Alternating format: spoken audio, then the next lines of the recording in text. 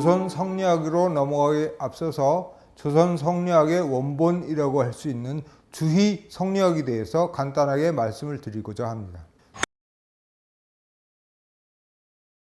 주희 성리학은 공자가 창안했다고 말해지는 원시유교와는 전혀 다른 물건이다. 전혀 다른 것이다. 중국 사람들은 이것을 양마셜 이렇게 얘기하죠.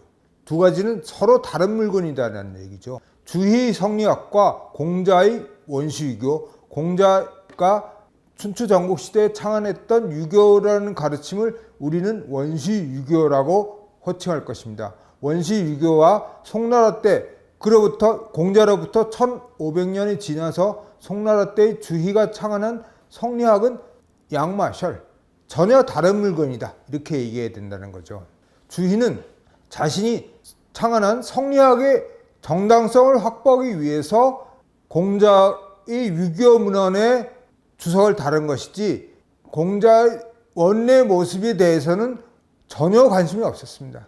주희의 주석에 따라서 공자의 문헌을 읽어서는 공자의 참모습을 전혀 발견할 수가 없게 됩니다. 청나라 때 논어에 대해서 가장 뛰어난 가장 풍부한 주석서라고 할 수 있는 논어 집석을 쓴 정수덕 선생은 이렇게 얘기했습니다. 주희는 사서에서 풀이를 달면서 갈지자, 이 사자, 이 차자 등의 글자를 만나면 모두 이치라는 글자로서 그 실질을 채웠다. 옛사람들이 말하기를 대학 원문, 경문에 대해서 주희가 전을 보충한 뒤 이미 송나라 유학자들의 책으로 바뀌어서 공시의 책이 아니게 되었으니 그 말에 실제로 개탄함이 있었다라고 썼습니다. 이 말이 무엇이냐면 공시의 책이라는 것은 원시유교의 모습 원모를 간직했다는 얘기죠. 송나라 책으로 바뀌었다는 얘기는 주희가 그것을 주석했다라기보다는 개작했다라고 얘기하는 것이 맞을 것 같습니다. 제가 한 가지 예를 들어드리겠습니다. 논어에서 그려지는 공자의 모습은 고전을 중시하고 사람들이 자기 분수에 따라서 자기 맡은 바 질서를 지켜나간다면 사회가 조화로운 사회를 만들 수 있다라는 믿음을 가진 인문학자로서 그려집니다. 그런데 주희가 주석한 것에 따르면 공자는 희귀한 사람이 되어버립니다. 주희는 공자가 수제자인 안회가 죽었을 때 안회의 죽음에 대해서 옆 사람이 스승님 지금 너무 통곡하십니다 라고 얘기할 정도로 애통해하고 비통해했습니다. 이 구절에 대해서 주희는 뭐라고 주석을 했냐면은 공자는 자기의 가르침이 전해지지 않을 것을 애도한 것이다 라고 주석을 달았습니다. 도도무전, 이건 말도 안 되는 얘기죠. 공자를 자기 가르침이 전수되지 않을까봐 안회를 애도한 것이겠습니까? 그게 아니라 수제자니까 같이 먹고 살고 같이 살 부비고 같이 살았던 사람이 죽었는데 그거에 대해서 인간적인 슬픔을 표현한 것이지요. 주의에 따라서 공자를 읽어서는 공자의 참모습을 절대로 발견할 수 없다고 저는 단언할 수 있습니다. 논어에 대한 주석서는 현대 한국에서 500종 정도로 추정되는데 500종의 99%가 주희의 주석을 따르고 있습니다. 주희의 논어 주석은 조선시대에는 과거 시험을 나오는 참고서였습니다. 그래서 주희의 사서 집주는 조선에서 인쇄한 주희의 사서 집주는 오탈자가 한 글자도 없는 책으로 유명합니다. 오탈자가 있으면 안 되죠. 그런데 조선 후기의 정약용 선생은 논어 고금주라는 책을 썼습니다. 여기서 고금주라는 표현을 썼는데 고주가 무엇이냐? 주희 이전에 위진 시대에 활동했던 하안, 황간, 청병의 주석을 논어에 덧붙인 것입니다.